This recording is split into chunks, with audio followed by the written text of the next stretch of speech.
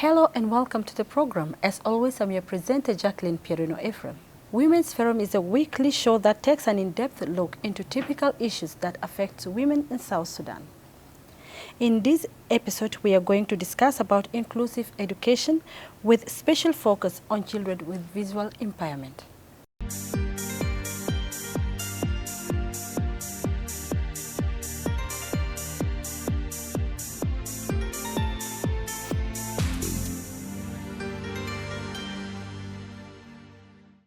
Inclusive schooling means children with special needs learn while sharing the same physical space and interacting socially and academically. And we are joined in the studio with the Undersecretary in the Ministry of General Education and Instruction and a social worker who is also the Secretary General of the South Sudan Association for the Visually Impaired. You're welcome to the show. My pleasure. Yeah. Could you mind to introduce yourselves? Thank you very much, the viewers. I am Michael Lupuke Lotiam, the Undersecretary of the Ministry of General Education and Instruction in the Republic of South Sudan. Yes, thank you very much. I'm Agustino Lumula Ilario. I'm a social worker by profession, and I'm working with Rajaf Educational Center for the Blind, and I'm also the Secretary General of South Sudan Association of the Visually Impaired. Thank you. All parents want their children to be accepted by their peers, have friends, and live regular lives. Inclusive setting can make this vision a reality for many children with disabilities, more especially those who are visually impaired. So, Mr. Undersecretary, can you give us more highlights on inclusive education? Thank you very much. Inclusive education is a term that is coined to address the needs and the rights of every human being. We, as human beings, we are born with different abilities and disabilities. But I hope to be more focused, which I will hear more from Agustino. Inclusive education is a term that refers to enabling environment for every learner or for every human being. We have different types of disabilities, and these disabilities sometimes, if not looked into, becomes obstacle to the individual when it comes to education. For example, children with the vision impairment, children with the ear impairment, that is the deaf, the blind, and children with the retarded intellectual capacity, children with physical disability. All this requires an approach that is tailored and also conducive to enabling them in order to enhance education. So, can you tell us why is inclusive education important? Yes, inclusive education is very important for persons with disabilities. Of course, the education of the persons with disabilities was not recognized as of importance. But later, people come to realize that if persons with disabilities are given chance, they can also do well. Of course, we have studied, some people have studied with these special schools, but later it was realized that these special schools, it may separate persons with disabilities from society.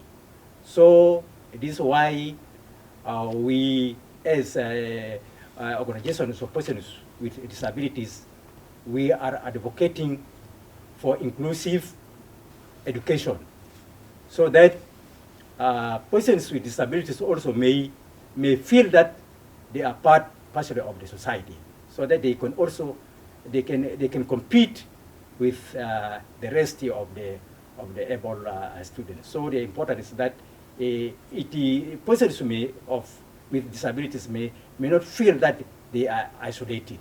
So I think this is why we are advocating for an inclusive education. So do you have any addition to that?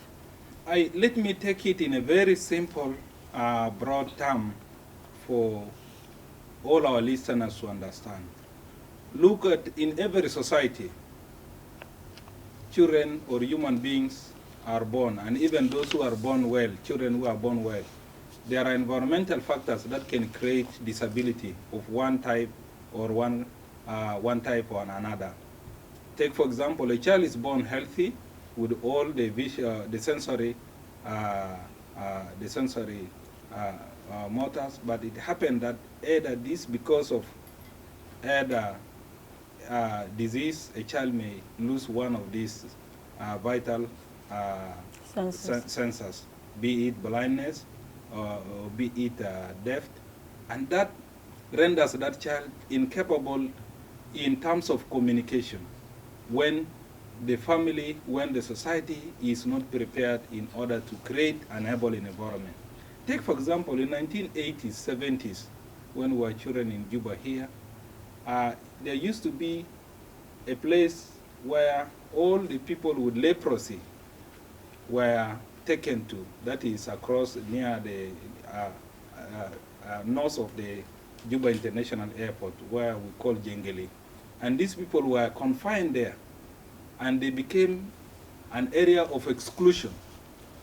Now, in all this time, also when you look into our situation in South Sudan, then Southern Sudan, when we were one country, hardly do you see the policy of the government addressing the needs of learners with such kind of disability, be it blind or be it deaf. The emphasis even came later for the inclusive education when it comes to access to buildings. From 90s or from 2000 onward, there was a lot of emphasis on at least making every building, public or business center, become friendly, like putting ramps whereby a person with disability can easily be able to walk into. That was limited, but it was the beginning of creating an inclusive approach to enabling or to the delivery of social welfare to every. When it comes to our policies as a government, we write our policies in our documents. But how much have we done? Let us ask ourselves from 2006 up to today.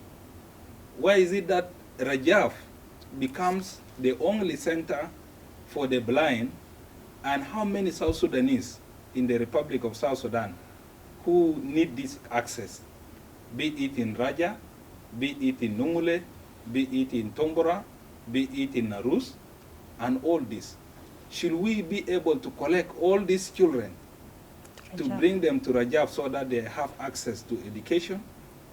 How much have we done when it comes to preparing teachers who will be able to train or to teach these children, be it children with the vision impairment or be it hearing impairment?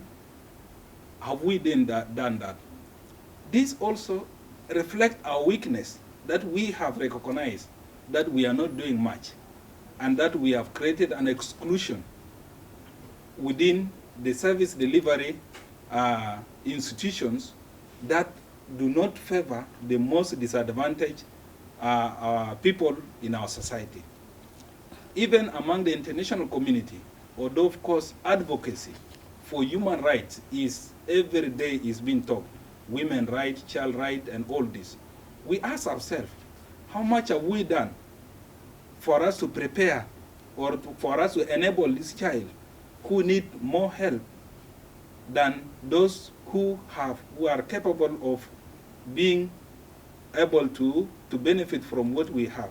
So this is our problem. So here today, we, the Ministry of Education, with the leadership of Honorable Minister Deng Deng Hoj, and all the technical we are trying to adopt the international instrument.